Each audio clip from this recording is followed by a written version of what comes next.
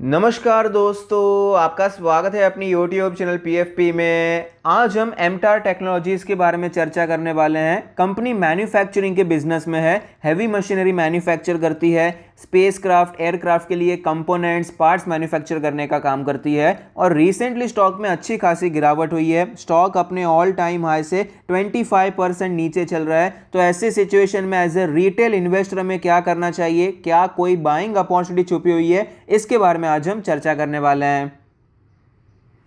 सबसे पहले एक न्यूज़ के बारे में बात करते हैं। रिसेंटली एक न्यूज़ आई है कि एमटार टेक ने 135 करोड़ का ऑर्डर जीता है सिविल न्यूक्लियर पावर सेक्टर में। तो ये एमटार टेक्नोलॉजीज के लिए बहुत अच्छी बात है, बहुत बड़ी बात है, क्योंकि जनरली इनका रेवेन्यू होता है 250 करोड़ के आसपास का। तो यहाँ पर 50% जितना ऑर्डर एक ही बार में मिल चुका है, तो इनके फाइनेंशियल्स के लिए बहुत अच्छी बात है।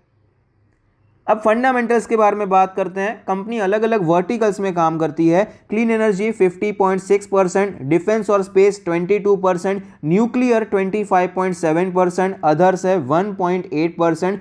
ऑर्डर बुक ब्रेकअप के बारे में बात करें लोकेशन वाइज, तो इंडिया 46.7% और अदर्स है 53.3%। फंडामेंटल रेशियोज के बारे में बात करें तो आरओई 9% के आसपास है, आरओसी 14% है, जो कि अपने एवरेजेस से नीचे चल रहे हैं, ये अच्छी बात नहीं है। नेट प्रॉफिट मार्जिन 18% के ऊपर का है। यहाँ पर हमें क्लियरली पता चलता है कि 5 ईयर का एवरेज था 8% के आसपास, बहुत अच्छा इंक्रीज देखने को मिला है। कंपनी ने अपने मार्जिन्स को यहां पर सुधार दिया है, ये बहुत अच्छी बात है। डेट टू इक्विटी के बारे में बात करें, 0.04 का डेट टू इक्विटी है। जनरली मैन्युफैक्चरिंग कंपनीज में आपको कर्जा देखने को मिल जाता है, लेकिन यहां पर ज्यादा कर्जा नहीं है, ये एक अच्छी बात है।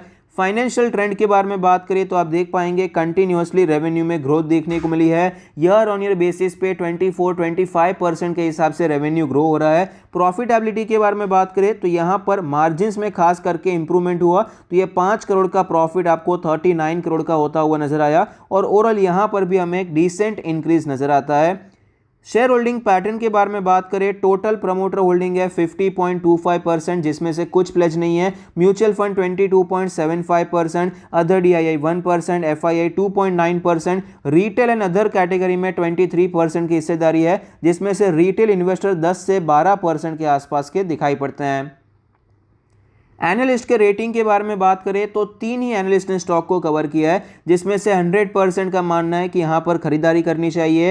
हायर साइड पे 64% का अपसाइड है, मीडियन है 35% का अपसाइड और लोअर साइड पे 12% का अपसाइड है। तो क्लियरली यहां पर तो कोई भी बियरिश था ही नहीं, यहां पर तेजी के बारे में सोच रहे थे, लेकिन मार्केट का सेंटिमेंट है भाई, मार्केट सबसे ऊपर है। 6000 करोड़ की मार्केट कैप है, 1953 का लास्ट डेट प्राइस है, 103 का पीई रेशियो है। तो क्लियरली बहुत ही ज्यादा महंगे वैल्यूएशन पे स्टॉक ट्रेड कर रहा है। 6000 करोड़ यानी कि एक स्मॉल कैप के लिए 100 प्लस का पीई रेशियो काफी ज्यादा यहां पर दिखाई पड़ता है। स्टॉक के चार्ट पर हमें क्लियरली पता चलता है कि रिसेंटली ये स्टॉक लिस्ट हुआ है, शानदार तेजी देखने को मिली है, स्टॉक कंटिन्यूअसली ऊपर गया है। 2500 के लेवल से स्टॉक में गिरावट देखने को मिली, 200 डेज के मूविंग एवरेज पे सपोर्ट लिया, एक बाउंस बैक देखने को मिला और फिलहाल स्टॉक यहां पर हमें साइडवेज होता हुआ नजर आया है। आज स्टॉक में हमें गिरावट देखने को मिली है, पिछले कुछ दिनों से आपको सेलिंग प्रेशर दिखाई पड़ता है। डेली आरएसआई 48 का लेवल है, वीकनेस देखने को मिल रही है। वीकली चार्ट के बारे में बात करें तो आप देख पाएंगे 50 वीक्स के मूविंग एवरेज के आसपास से ही हमें बाउंस होता हुआ नजर आया। जनरली ये स्टॉक अपने 20 वीक्स के मूविंग एवरेज से बाउंस होता है। जनरली यहाँ पर पहले तो चार्ट था ही नहीं, एक आध साल ही हुआ है, तो यहाँ पर बहुत ज़्यादा हमारे पास डेटा तो है नहीं, लेकिन अभी जब से ये लिस्ट हुआ है तब से आपको बुलिश ही दिखाई पड़ता है। स्टॉक के चार्ट पर हमें एक इंपॉर्टेंट ट्रेंड लाइन नजर आती है। आप देख पाएंगे जब से ये लिस्ट हुआ है तब से इसी ट्रेंड लाइन पर ये ट्रेड कर रहा है और वापस हमें ऊपर जाता हुआ नजर आता है। फिलहाल भी यहीं से सपोर्ट लेने के बाद हमें तेजी देखने को मिली है। ये लेवल है अप्रॉक्सीमेटली 1750 के आसपास का जोन, 1700 1750, ये जोन हम यहाँ पर सपोर्ट की तरह ट्रेंड लाइन एक्सपेक्ट कर रहे हैं और जो कि एक बार तो सपोर्ट की तरह देखने को मिला है। बाई चांस थोड़ी और गिरावट होती है तो यहाँ से ये बाउंस कर सकता है, वापस हमें ऊपर जाता हुआ नजर आ सकता है।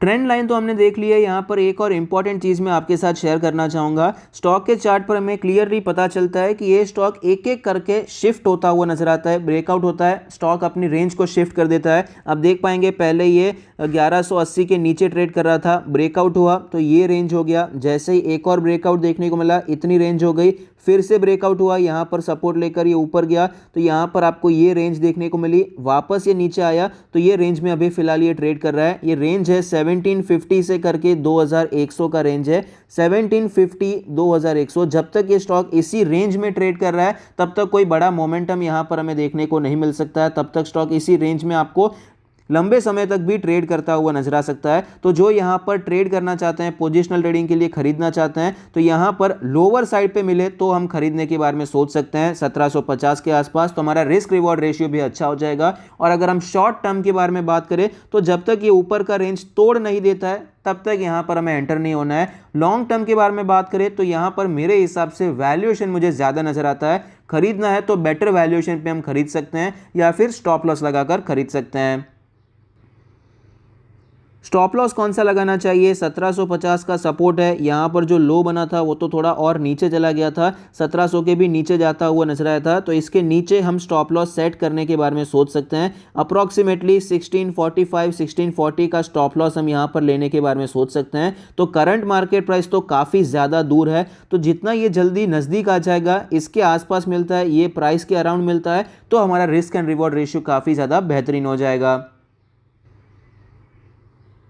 कंपनी के पॉजिटिव्स के बारे में बात करें, फंडामेंटली स्ट्रॉन्ग कंपनी नज़र आती है, यहाँ पर कर्जा ज़्यादा नहीं है, ये अच्छी बात है। दूसरी बात ये है कि इन्होंने अपना मार्जिन इंप्रूव किया है, सेल्स के साथ साथ अगर मार्जिन भी इंप्रूव होता है तो प्रॉफिट आपको डबल स्पीड से बढ़ता हुआ नजर आता है। तो फंडामेंटल तो कंपनी के अच्छे हैं और मैनेजमेंट भी अच्छा है, पुरानी कंपनी भी है, ग्रोथ भी काफ़ी अच्छी देखने को मिली है, रेवेन्यू 24% से ग्रो होता हुआ नजर आया। मोस्ट ऑफ द एनालिस्ट, क्या सारे एनालिस्ट यहाँ पर बुलिश ही है, ज़्यादा एनालिस्ट ने कवर नहीं किया लेकिन तीन बुलिश ही नजर आते हैं।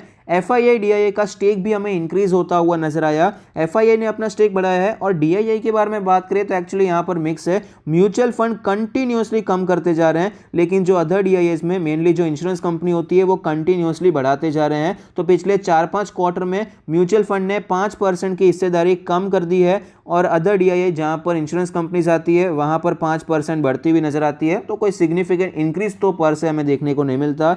टेक्निकल्स भी ओवरऑल अच्छे ही चल रहे हैं, अपने ट्रेंड लाइन को ये अब भी फॉलो करता हुआ नजर आता है, लेकिन थोड़ा बहुत जो नेगेटिव देखने को मिला, इसका जो एक रेंज था वो शिफ्ट हो गया है, ऊपर की रेंज से ये यहाँ वाली रेंज में आपको ट्रेड करता हुआ नजर आता है।